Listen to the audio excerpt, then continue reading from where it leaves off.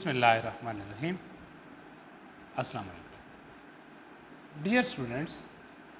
हम उसके बारे में पढ़ रहे थे, रिपोर्ट राइटिंग के बारे में। तो रिपोर्ट का स्ट्रक्चर, रिपोर्ट का फॉर्मेट कैसा होना चाहिए, उसके डिफरेंट सेक्शंस हमने पढ़े। लास्ट लेक्चर में हमने कवर करने की कोशिश की, टाइटल पेज को पढ़ा, एब्स्ट्रैक्ट को पढ़ा, टेबल ऑफ कंटेंट्स को पढ़ा। इस लेक्चर में हम बकिया जो बचते हैं उनको कवर करने की कोशिश करते हैं।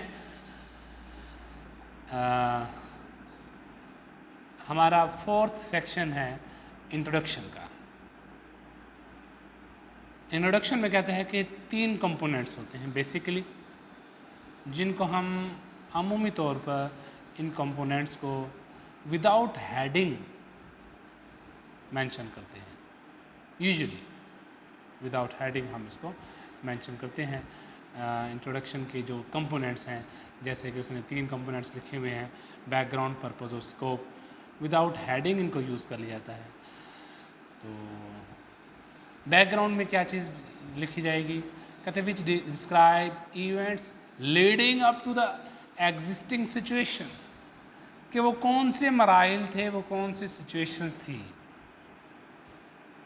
वो कौन से फैक्ट्स थे जो आपको यहाँ इस मौजूदा सूरत हाल तक ले आए कि आप रिपोर्ट लिखने बैठ गए। वो कौन सी इवेंट्स थे, फैक्ट्स थे जो कि आपको इस प्रॉब्लम तक लेकर आए। तो उसका ये चीज़ बैकग्राउंड में आ जाएगी। तो बैकग्राउंड, इस चीज़ को आप यहाँ पर क्लियर करेंगे।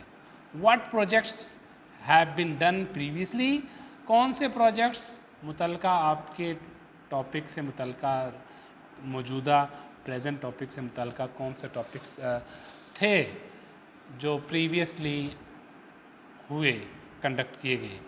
And why the project or study is necessary, और ये जो मौजूदा प्रोजेक्ट है ये क्यों ज़रूरी है, इसकी क्या अहमियत है, ये आप यहाँ पर बैकग्राउंड में मेंशन करेंगे। नेक्स्ट है purpose, which defines what the project or study is to achieve. यहाँ पर आपका प्रोजेक्ट, आपकी स्टडी का एम क्या है, क्या अचीव करेंगे आप, पर्पस क्या है, ये चीज़ मेंशन करेंगे। Who authorized it and specific terms of reference, कहता है कि किसने आपको ऑथराइज किया ये काम करने को, और दूसरा आपकी कोई स्पेसिफिक टर्म्स ऑफ रेफरेंसेस हैं तो उसको आप यहाँ पर मेंशन करेंगे। टर्म्स ऑफ रेफरेंसेस क्या होते हैं, ये हम लास्ट लेक्चर में, प्रीवियस लेक्चर में हम पढ़ चुके हैं। तो नेक्स्ट है the scope, which outlines any limitations imposed on project such as cost, time, etc. Scope, यहाँ पर स्कोप में कहता है कि कोई लिमिटेशन है आपके टॉपिक की, तो वो आप मेंशन करेंगे कि आपका टॉपिक कहाँ तक लिमिटेड है, कौन से एस्पेक्ट को डील करेगा। इसके साथ साथ यहाँ एक नई चीज़ बता रहा है कि लिमिटेशन में आपकी का जो प्रोजेक्ट है वो इतनी कॉस्ट तक लिमिटेड है, बिजनेस पॉइंट ऑफ व्यू से, जस्ट इतनी कॉस्ट तक लिमिट रहेगा, मिनिमम मैक्सिमम लेवल मेंशन किया जाएगा। टाइम का लेवल मेंशन किया जाएगा कि मिनिमम इतना और मैक्सिमम इतना प्रोजेक्ट आपका टाइम स्पेंड करेगा।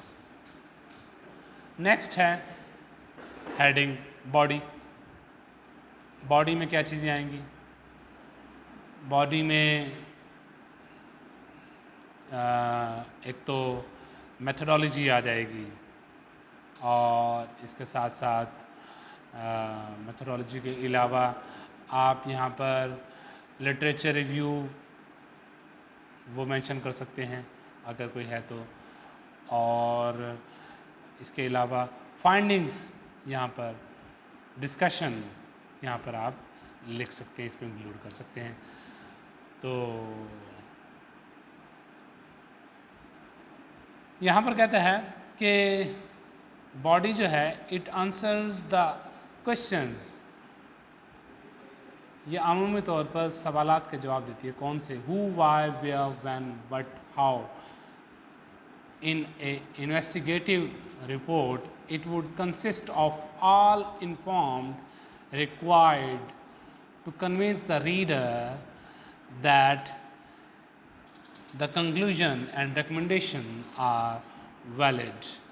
The information must be presented in a systematic way. यहाँ इसने कोई ख़ास बात नहीं की बॉडी के अंदर। आप बॉडी में जो पहले हम असाइनमेंट पढ़ चुके हैं उनमें जो हेडिंग्स दी गई थी आप उनको यहाँ पर इंक्लूड कर सकते हैं। तो नेक्स्ट है कंक्लूजन। कंक्लूजन में जैसा कि हम पहले पढ़ चुके हैं कि हम उसको ब्रीफली डिस्क्राइब करते हैं, अपने फाइंडिंग्स को हम चंद जुमलों में बयान करते हैं।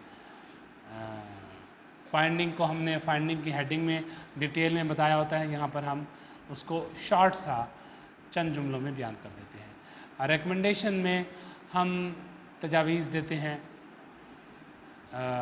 मुख्तलिफ डिफरेंट आस्पेक्ट पर तजावीज़ दी जाती हैं। और नेक्स्ट है रेफरेंसेस, यहाँ पर हम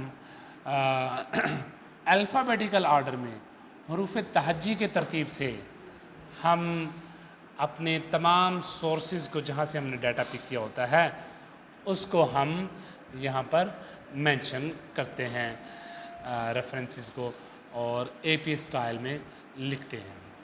नेक्स्ट है कि अपेंडिसेस और अपेंडिक्स।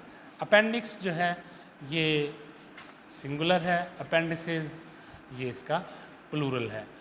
तो यहाँ पर लिखता है कोई भी एक्सप्लेनेटरी और इलस्ट्रेटिव डाटा जो कि आपकी रिपोर्ट का डायरेक्टली पार्ट तो नहीं था, इनडायरेक्टली पार्ट था। जैसे कि आपने सर्वे किया तो सर्वे में जो आपके सवालनामे थे, ओरिजिनल सवालनामों को आप यहाँ पर इसमें इंक्लूड कर सकते हैं। तो नेक्स्ट यहाँ पर बताता है टेबल एंड फिगर्स के बारे में मेंशन किया गया है।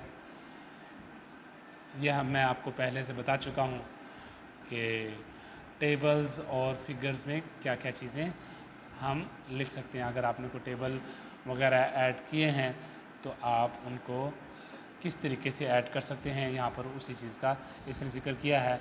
जैसे मिसाल के तौर पर लिखता है कि यहाँ पर चैप्टर 2 है, अगर तो चैप्टर 2 के अंदर अगर आपको टेबल आप यूज़ कर रहे हैं तो चैप्टर 2 का पहला टेबल आप उसको टेबल 2.1 का नाम देंगे, दूसरे टेबल को टेबल 2.2 का नाम देंगे, तीसरे टेबल को टेबल 2.3 का नाम देंगे।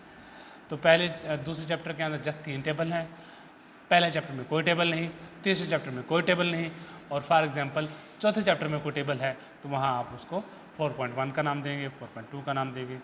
और इसी तरह अगर चौथे चैप्टर में कोई फिगर यूज़ की है तो आप उसको फिगर 4.1, 4.2, और इसके अलावा तीसरे चैप्टर में कोई फिगर यूज़ की गई है तो आप उसको फिगर 3.1, 3.2 यूँ आप उसको मेंशन उनके नेमिंग दे सकते हैं।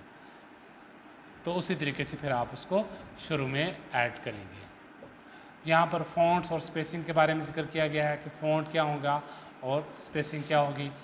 तो इसको पढ़ लीजिएगा कि यूजुअली कौन से फ़ॉन्ट यूज़ किए जाते हैं। आमतौर पर टाइम न्यू रोमन जो फ़ॉन्ट है माइक्रोसॉफ्ट वर्ड में उसको यूज़ किया जाता है। तो इसको पढ़ लीजिएगा। होपफुली आपको आज का लेक्चर समझ आ गया होगा। इंशाल्लाह नेक्स्ट लेक्चर में हम नेक्स्ट टॉपिक के साथ हाजिर होंगे। तब तक के लिए अल्लाह हाफ़िज़।